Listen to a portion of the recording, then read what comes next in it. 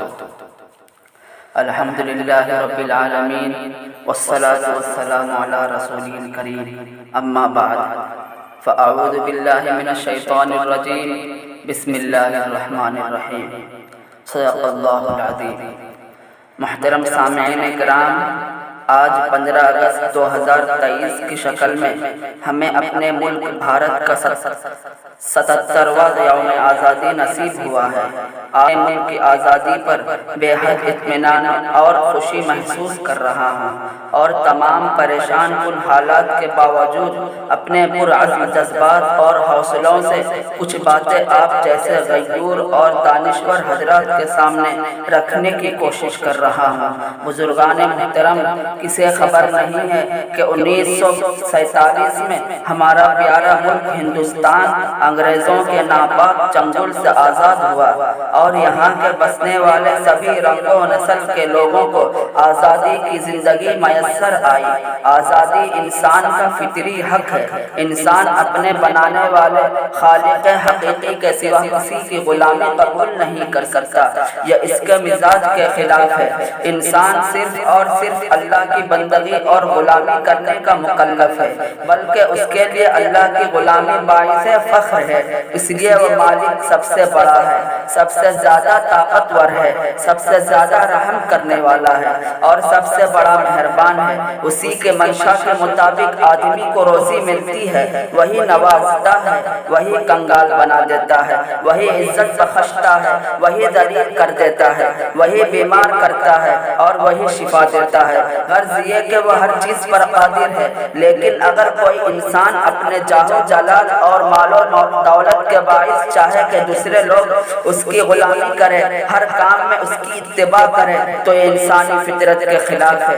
یہی وجہ ہے کہ دنیا میں بڑے بڑے ترم خان آئے، جنہوں نے چاہا کہ اس دنیا کو اپنا غلام بنا کر رکھا جائے۔ بڑے بڑے بادشاہ گزرے، جنہوں نے چاہا کہ انسانوں کو اپنی پرستش کرائے، لیکن پھر آخر وہ ناکام و نامراد ہو کر رہ گئے۔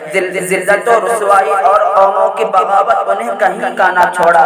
خدا کے عذاب نے انہیں ایسا جکڑا کہ وہ رہتی دنیا تک کے لیے نشان عبرت بن گئے۔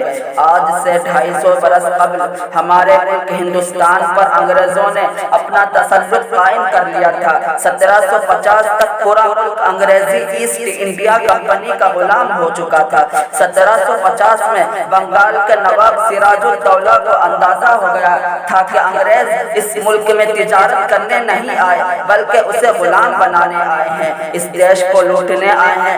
لہٰذا ملک کے مختلف کوشوں میں جب اہل دانش کی آنکھیں کھلی تو انگریزوں کے خلاف علم بغاوت بلند ہوا، احتجاج ہوئے، لوگ سڑکوں پر آئے تو انگریزوں نے انہیں مارنا اور گرفتار کرنا شروع کر دیا۔ انگریزوں کے خلاف آواز اٹھانے کا مطلب بڑا خطرناک ثابت ہونے لگا۔ پھر لوگوں نے خفیہ پلاننگ شروع کی، کچھ جماعتوں نے پرامن احتجاجات کا سلسلہ جاری کیا، جنگ و جدل کا دور چلا، ملک کے طول و عرض میں سینکڑوں میدان جنگ خون سے سرخ ہوئے، لاکھوں لوگوں کو تختہ دار پر چڑھا دیا گیا، ہزاروں علماء کرام کو آگ میں ڈال کر سزائے موت دی گئی۔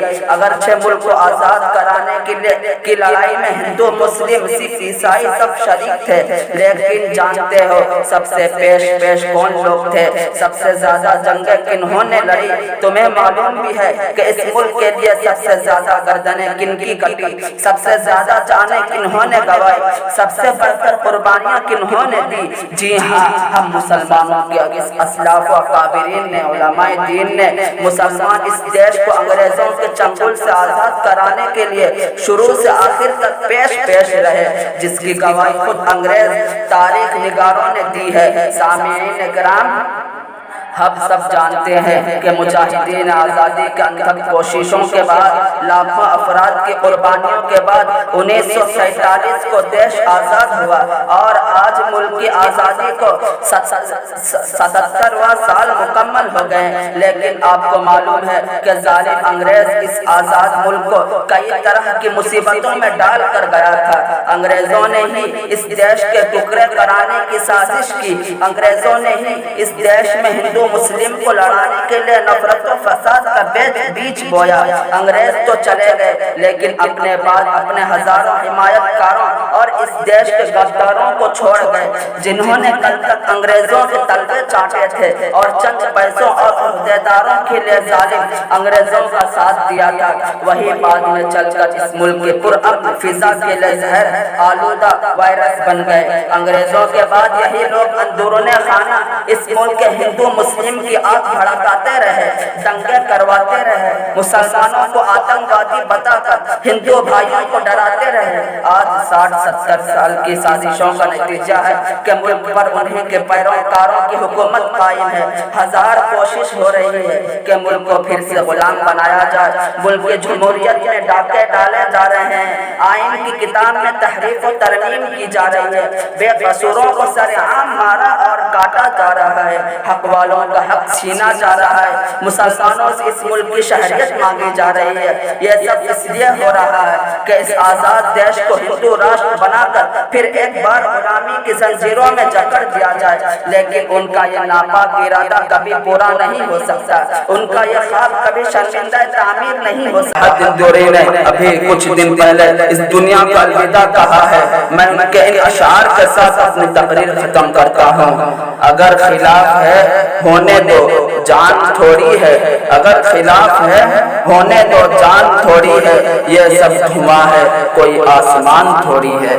جو آج صاحب مسند ہے کل نہیں ہوں گے، جو آج صاحب مسند ہے کل نہیں ہوں گے، کرایہ دار ہے ذاتی مکان تھوڑی ہے، لگے گی آگ تو آئیں گے گھر کئی زد میں، لگے گی آگ تو آئیں گے گھر کئی زد میں، یہاں پہ صرف ہمارا مکان تھوڑی ہے۔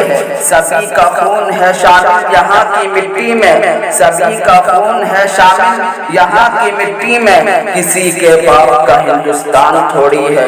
وآخر دعوانا ان الحمد للہ رب العالمین۔